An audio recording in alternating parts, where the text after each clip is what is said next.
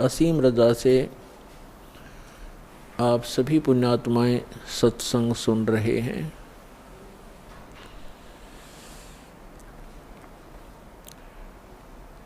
सत्संग उन्हीं पुण्यात्माओं को प्राप्त होता है जिन पर परमेश्वर की असीम रजा होती है। परमेश्वर की असीम रजा किन पुण्यात्माओं पर होती है? जो पूर्व जन्म के भक्ति युक्त होते हैं। क्योंकि मनुष्य जीवन दो प्रकार से प्राप्त होता है। एक तो पूर्व जन्म के शुभ संस्कारों के आधार से प्राप्त होता है। दूसरा टर्न वाइज होता है, एक विधान है प्रभु का, परमात्मा का, कि प्रत्येक प्राणी को 84 लाख प्रकार के प्राणियों के जीवन में एक पूरा चक्कर लगा लेने के उपरांत एक मानव शरीर अवश्य प्राप्त होता है। ये परमेश्वर कबीर जी की हम प्राणियों पर एक विशेष रजा है, और जिस कारण से विवश होकर के इस काल ने हमें एक मनुष्य जीवन देना ही पड़ता है। और वो मानव शरीर ही हमारे लिए एक गोल्डन चांस होता है, एक स्वर्ण अवसर होता है शुभ कर्म करने का, दान धर्म करने का और मोक्ष प्राप्त करने का। और मानव शरीर प्राप्त करके भी हम मोक्ष प्राप्ति नहीं करते तो भारी भूल है प्राणी की। उसका कारण क्या है? उसका कारण ये है कि जो मानव शरीर प्राप्त प्राणी जो पूर्व जन्म के संस्कार से मानव शरीर प्राप्त किए हुए हैं, वो परमात्मा की भक्ति के लिए अवश्य कहीं ना कहीं जुड़ जाते हैं। चाहे वो अपनी परंपरागत साधनाएं करें या कोई गुरु बना करके उसके बताए अनुसार भक्ति करें, वो भक्ति के बिना, भगवान के बिना वो रह नहीं सकते। चाहे वो दुख में सुमरन कर रहे हों, चाहे वो सुख में कर रहे हों। और दूसरी प्रकार के जो प्राणी होते हैं, टर्न वाइज, यानी नंबर 84 लाख योनियों में कष्ट उठा करके वो फिर मानव शरीर जो प्राप्त किए हुए होते हैं, वो भक्ति नहीं करते। उनका स्वभाव पशुओं जैसा ही होता है, बकवाद करना, शराब पीना, मांस खाना, झगड़े करना, बेमतलब किसी के साथ खसना। जैसे पशु जा करके दूसरे को बेमतलब टक्कर मार देते हैं, झगड़े बढ़ जाते हैं, तो वो प्राणी उस टाइप के ही झगड़े करवाते हैं। शांति प्रिय घर में भी वो आग लगा देते हैं। तो जो पुण्यात्माएं परमात्मा के लिए लगी हुई हैं और वो साधना गलत कर रहे हैं, श्रीमद् भगवत गीता अध्याय नंबर 16 के श्लोक नंबर 23 और 24 में प्रमाण है कि शास्त्र विधि को त्याग कर जो मनमाना आचरण करते हैं, मनमानी पूजाएं करते हैं, जो शास्त्रों में प्रमाणित नहीं है, वो साधनाएं करते हैं, उनको न तो कोई सुख प्राप्त होता है, न कोई सिद्धि प्राप्त होती है, और न ही उनकी परम गति होती है। अर्थात व्यर्थ, यूजलेस है वो साधनाएं। जो साधक शास्त्र विधि त्याग कर, चाहे वो स्वयं साधना कर रहे हैं या किसी नकली डुप्लीकेट गुरु बनाकर वो उनके बताए अनुसार शास्त्र विरुद्ध साधना कर रहे हैं, तो वो अपना जीवन नाश कर रहे हैं। और जो सीधे ही 84 लाख योनियों से निकलकर मनुष्य शरीर प्राप्त करते हैं, वो तो भक्ति करते ही नहीं। उनका तो वैसे ही जीवन नाश हो ही रहा है। तो इसके लिए सत्संग की आवश्यकता पड़ती है। और सत्संग का अर्थ होता है यथार्थ अध्यात्म ज्ञान। और यथार्थ अध्यात्म ज्ञान केवल परमात्मा ही बता सकता है। अपने द्वारा रची हुई सृष्टि को वही बता सकता है। अन्य चाहे कोई ऋषि है, महर्षि है या देव है, वो केवल अटकलबाजी ही लगा सकता है। जैसे साइंटिस्ट हैं, ये पहले देव आत्माएं थी, उस शरीर को भोग कर ये मनुष्य शरीर में आ गए हैं। अब ये जो ट्राई कर रहे हैं ये केवल अटकलबाजी ही लगा सकते हैं, परमात्मा के विधान को ये जान नहीं सकते। ठीक इसी प्रकार जो ऋषि महर्षियों ने साधनाएं की, अभ्यास किए, मेडिटेशन हठ योग किए, उनको जैसी उपलब्धि हुई, जैसे आजकल साइंटिस्ट ट्राई कर रहे हैं, ऐसे ही ऋषियों ने ट्राई किया था। तो वो भी सिर पटक कर बैठ गए, उनको कुछ हासिल नहीं हुआ। अंत में ऊट पटांग व्याख्या बना करके सब मानव को संतुष्ट कर दिया। इसी प्रकार ये साइंटिस्ट कुछ दिनों में अपना जो निष्कर्ष है निकाल कर फाइनल कर देंगे, पर परमात्मा के विधान को परमात्मा ही बता सकता है, जीव नहीं जान सकता। तो वो परमात्मा अपने विधान और सत्संग को सुनाने के लिए स्वयं ही आते हैं। ये हमारे सदग्रंथ भी प्रमाणित करते हैं, क्योंकि जैसे पवित्र वेद है ये गॉड गिवन स्पिरिचुअल नॉलेज है, परमात्मा का दिया हुआ अध्यात्म ज्ञान है, चारों वेद। और पांचवा वेद नष्ट कर दिया गया यहाँ के स्वामी द्वारा। यहाँ का स्वामी कौन है? वो ब्रह्म है, जिसको ज्योत स्वरूपी निरंजन अर्थात काल भी कहते हैं। इसको ये डर बना रहता है कि कहीं मेरे अंतर्गत जितने भी ये प्राणी फंसे हुए हैं इनको परमात्मा का वास्तविक ज्ञान ना हो जाए। यदि इनको वास्तविक ज्ञान हो गया और जो सुख में सथल है, सत्यलोक अविनाशी परमात्मा का जो शाश्वत स्थान है, जहाँ कोई दुख नहीं, वहाँ वृद्ध अवस्था और मृत्यु नहीं, इसको डर बना रहता है कि यदि इनको उस स्थान का पता लग गया तो यहाँ कोई नहीं रहेगा। जिस कारण से ये कुछ पुण्य आत्मा होती हैं उनको यहाँ भेज देता है, उनको गुरु पद प्राप्त करवा देता है। फिर वो शास्त्र विरुद्ध साधना बता के पूरे मानव मात्र को भ्रमित कर देते हैं। उसके लिए परमात्मा आते हैं।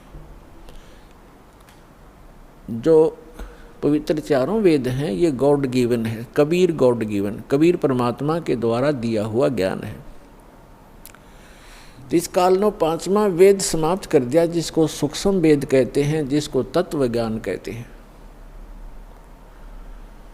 उसकी पूर्ति के लिए, उसके अभाव से जो हम यहाँ भटक रहे हैं, उसकी पूर्ति के लिए परमात्मा स्वयं आते हैं।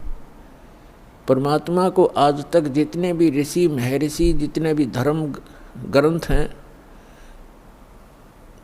जितने भी ऋषि महर्षि हैं, उन्होंने निराकार बताया है कि उसका कोई आकार नहीं है।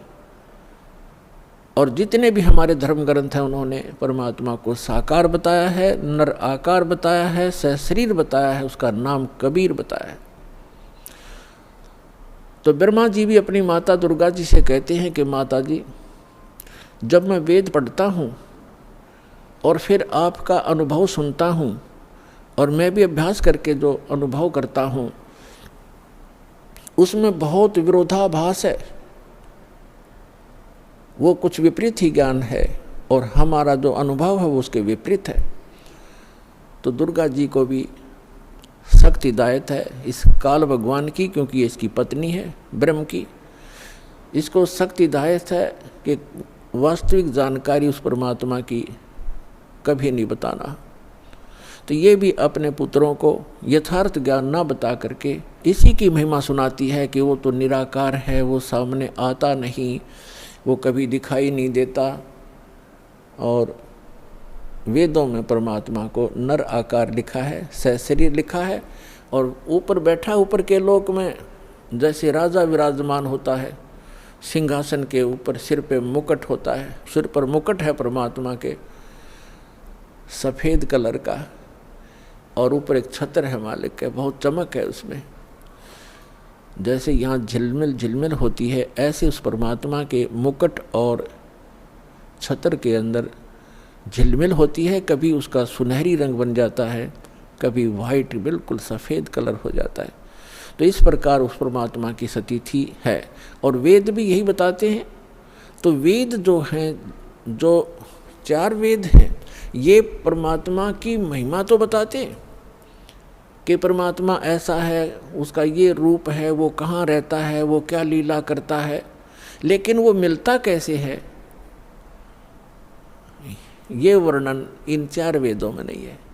फिर इसके बिना ये वेद क्या है? फिर जैसे किसी ने बता दिया आपके अमुक रोग है, उसके ये लक्षण हैं, और औषधि है नहीं, तो खाक बताया, वो क्या फायदा हुआ उस रोग के बताने का? तो वेद जो है, वेद दोनों काम करता है, रोग भी बताता है, उसके लक्षण भी बताता है, और अचूक औषधि भी रखता है, तो उससे लाभ होगा। ये दास है रामपाल दास इस विश्व में आज के दिन परमात्मा के कंप्लीट स्पिरिचुअल नॉलेज लेकर आया है, कबीर भगवान का दिया हुआ।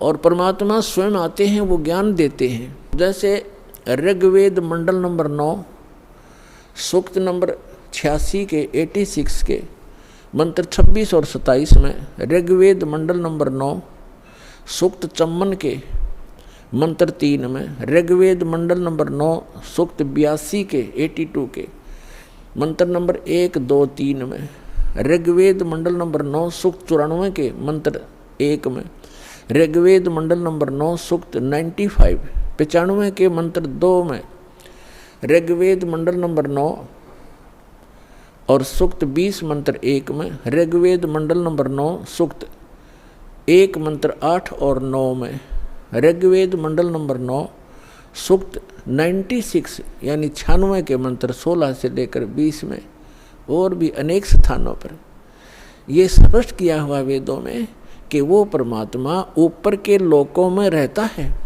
और वहाँ राजा के समान सिंहासन पर विराजमान है।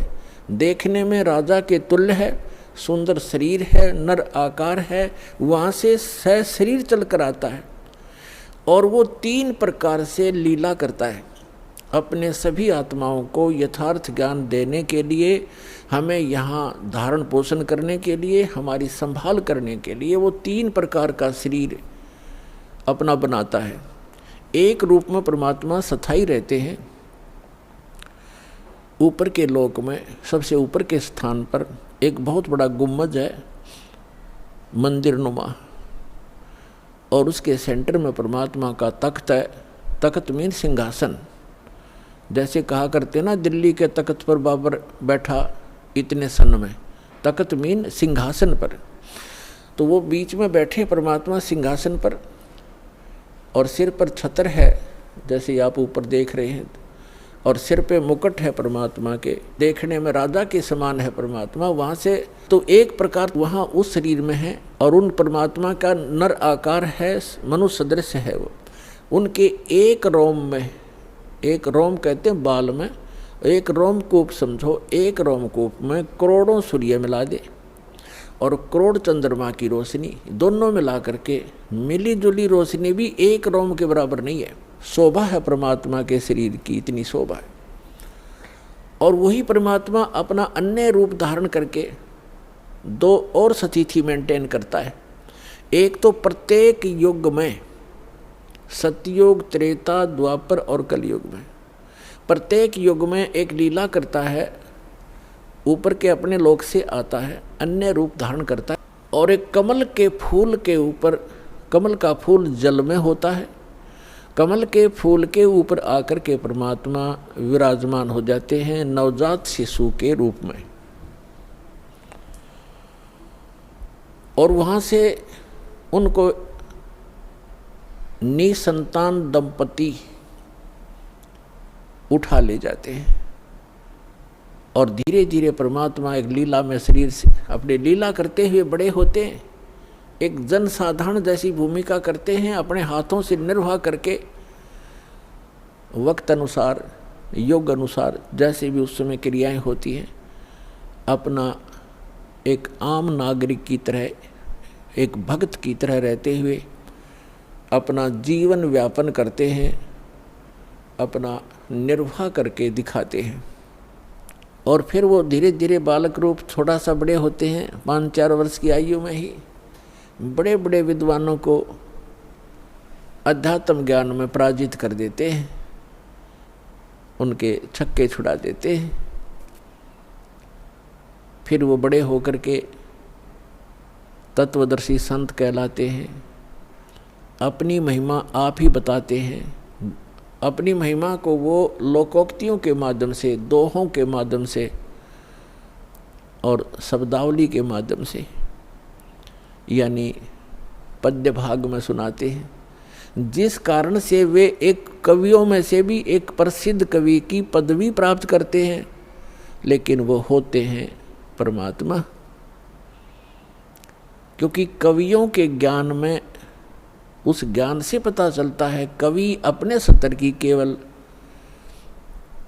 एक पोइम बना सकते हैं, अध्यात्म ज्ञान नहीं बता सकते। और कबीर परमात्मा को कवि कहने लगे हम अज्ञानता से। उन्होंने जो ज्ञान दिया है वो 4 वेद, 18 पुराण, 6 शास्त्र, महाभारत, श्रीमद् भगवद गीता, कुरान और पुराण बाइबल, इन सभी का एक मिला जुला ज्ञान है। जो उनके अंदर ज्ञान है वो तो ज्ञान इसमें है ही है, परमात्मा के द्वारा दिए ज्ञान में। जो उनके अंदर ज्ञान उपलब्ध नहीं है, जो भक्ति विधि नहीं है और वो तत्व ज्ञान नहीं, वो भी बता रखा है। तो वो परमात्मा थे, भले ही हम उनको कवि कहने लगे। तो जिस प्रकार परमात्मा दूसरी प्रकार की जो स्थिति है, प्रत्येक युग में एक बालक रूप धारण करते हैं, धीरे धीरे बड़े होते हैं। तो उस समय जब वो बालक रूप में प्रकट होते हैं, ये भी एक उन भगवान के पहचानने के लक्षण हैं कि वो बचपन में किसी माँ का दूध नहीं पीते, कंवारी गायों का दूध पीते हैं। तो कंवारी गायों के दूध से उनके परवरिश की लीला होती है। ये वेद बताते हैं। ऋग्वेद मंडल नंबर 9 सूक्त नंबर 1 मंत्र 8 और 9 में ये दोनों प्रमाण हैं। 3 प्रकार की शरीर परमात्मा धारण करते हैं और नवजात शिशु रूप में जब प्रकट होते हैं उस समय उनकी परवरिश की लीला कंवारी गायों से होती है। और परमात्मा कबीर जी ने 600 वर्ष पहले जब वो आए थे, ये लीला की थी, उन्होंने यही लीला की थी। 25 दिन के हो गए थे, कुछ आहार किया नहीं, माता पिता चिंतित हो गए। तब भगवान शिव आए शिवपुरी से कबीर परमात्मा के आदेश से, क्योंकि यहाँ के जैसे एक प्रांत के मंत्री होते हैं, तो जैसे प्रधानमंत्री यहाँ आएगा तो उसकी व्यवस्था यहाँ के मुख्यमंत्री और मिनिस्टर वही करवाते हैं, आगे खड़े हो जाते हैं। तो इस प्रकार ये यहाँ के मंत्री हैं। श्री ब्रह्मा जी रजोगुण विभाग के, श्री विष्णु जी सतोगुण विभाग के और श्री शिव जी ये तमोगुण विभाग के। जो नीरू और नीमा नाम के जो दुल्हा थे वो उसी जन्म में ब्राह्मण थे। गौरी शंकर और सरस्वती उनका नाम था। मुसलमानों ने उनको ज़बरदस्ती बाई फोर्स उनको मुसलमान बना दिया था।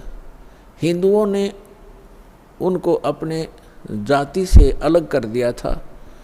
तो पहले वो उनकी रोजी रोटी कथा करके प्राप्त उस दक्षिणा से चला करती थी, वो बंद होगी।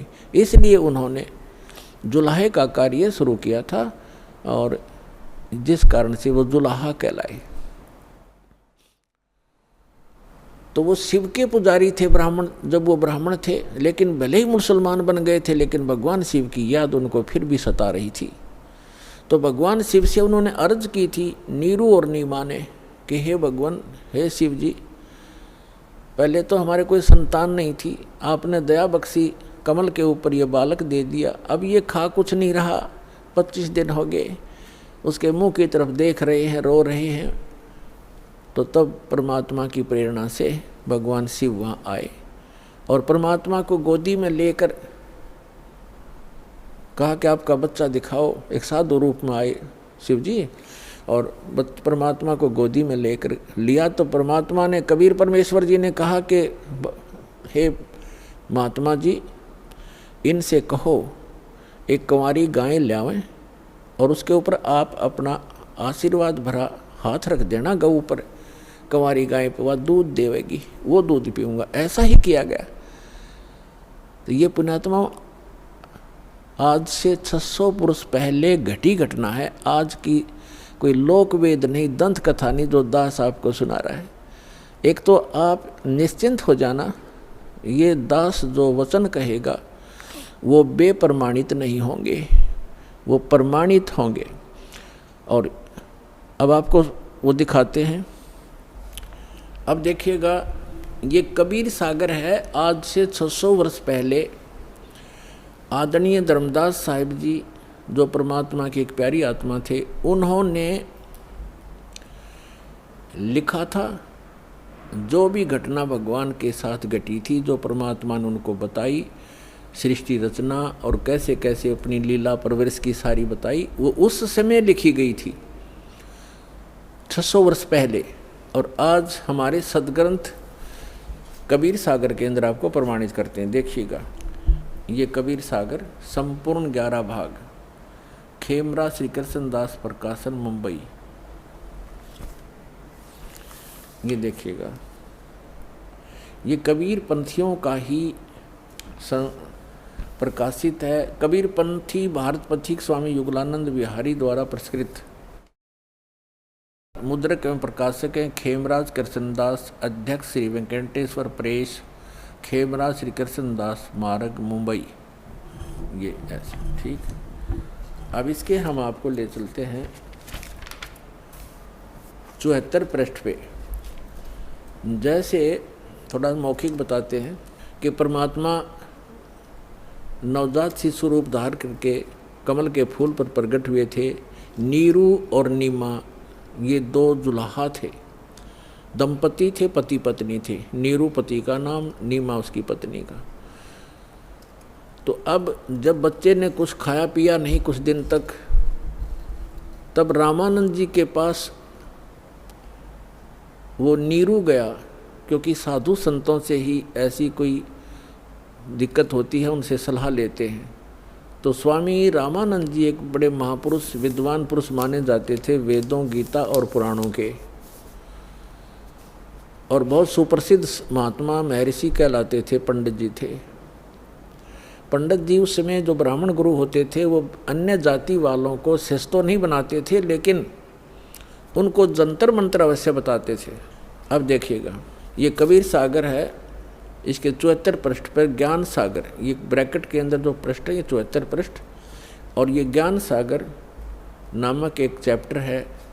अब लिखा है, सुन जुल्हा मन भयो आनंदा, जिमी चकोर पाया निश्चंदा। यानी वो जुल्हा परमात्मा को पाकर ऐसे खुश हो गया जैसे चकोर पक्षी चांद को देखकर होता है।